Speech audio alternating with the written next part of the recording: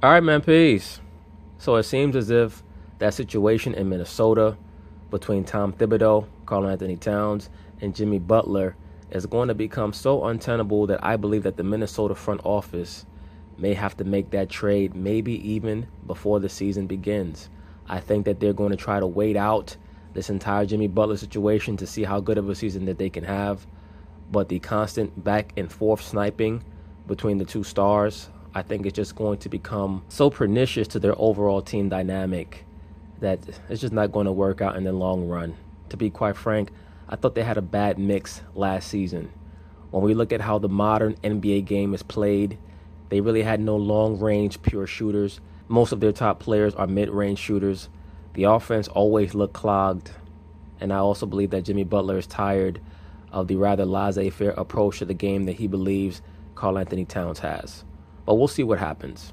In the meantime, Karl Anthony Towns has decided that he's going to strike back against Jimmy Butler by putting forth some rather straightforward but subliminal tweets at the same time. So, of course, they're going to talk about it, and I'm going to chime in.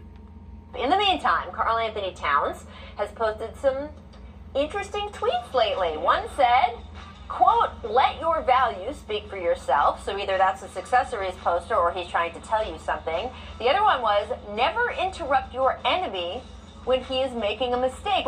It's obvious that he's talking about Jimmy Butler right there. Which, by the way, I don't know if this is a saying. I love that. And I think that, he should put that on a t-shirt. Lao Tzu, I think, yes. Is that good, right? Yeah. I mean, if we're going to have the Kevin Durant, I just did your bleeping podcast be a t-shirt, this could also be a t-shirt. All right. Is he subtweeting the Wolves? No, here's the thing. Happening? Stars like Karl Anthony Towns have a supply and demand problem. They want haters, they want doubters, they want people to prove wrong. And well, his performance in last season's playoffs has created more than enough haters for him, and rightfully so. And with guys that talented, there frankly aren't that many haters, doubters. No, sir. Actually, it's the opposite. The more talented you are, the more haters that you're able to manufacture. What do you think is happening? I think that's exactly what's happening. See, I don't think so. I think there's something to this because of all the chatter regarding Jimmy Butler turning down the extension and perceived tension perhaps between the two of them. Not perceived. Very obvious and very blatant. And Karl Anthony Towns about to come up with his extension. I think there's a little more of that. And you know what? I like it because the one criticism that Cat always hears is he's not tough enough. He's too, happy-go-lucky. So maybe he's... And he needed to hear that. And to be quite frank with you, this little issue right now that Karl Anthony Towns is going through with Jimmy Butler, I think is going to make him stronger for the future. It's very obvious, even to Jimmy Butler, that Karl Anthony Towns would win any power struggle for control of that team between himself and a Jimmy Butler. But I think that Jimmy Butler also understands that Karl Anthony Towns needs to go through this so that he can become a better player and a better man for his team. Because right now he's too weak and he's too soft. He's trying to fire himself up along with everybody else. What do you think is going to happen with him and that Cat and that extension? I mean, the thing is that nobody turns down. If they offered him the full extension, most people tend not to turn that down. But there's talk of would they do it a shorter max, or would they do? What do you think's going to happen? There's very little history of a rookie turning down that full extension. I mean, can I think of one case? Greg Monroe did the Cuba. No. I don't think that Karl Anthony Towns is going to turn it down, but it would not shock me if he does something along those lines, because I do believe that if he could concoct a way to play with his friend down there in Phoenix, Devin Booker, that he will do so. Was that? So, but the idea is that, okay, another free agent, would it end up being Would it end up being a shorter? Like, would they come to terms on a shorter max extension? Would they do the full thing? What's going to happen here? And by the way, I mean, I brought this up to Brian the other day. You have kind of a weird circumstance. If he does sign a full max extension, that kind of puts him in the driver's seat in the power in the organization, right? Because we all know if there ends up being a conflict between players and coach, who goes? It's not the guy who just signed a full max extension, right? Andrew Wiggins obviously has had his full extension as well. The guy potentially giving Karl Anthony Towns that power is not just the coach, but the GM and Tom Thibodeau. But we know one thing about Minnesota. Glenn, nothing happens unless it passes across Glenn Taylor's desk, and that's always been true. Right. I thought Glenn Taylor was going to sell the team.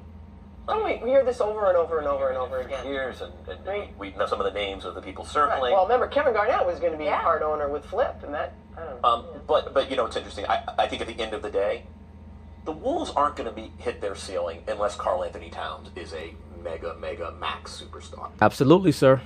I've been stating that ad infinitum in the videos that I've been making on this topic for the longest time now. Karl Anthony Towns has to assume leadership of that team. He is the most talented player on that team, and I think that that is part of Jimmy Butler's frustration with him. Jimmy Butler understands that he's not good enough to lead a team to the championship. He wants to be the second or third banana. I think that he has no problem with that, as long as Karl Anthony Towns shows him in the locker room, on the practice floor, and in the game that he has the mental fortitude and the attitude to lead the team.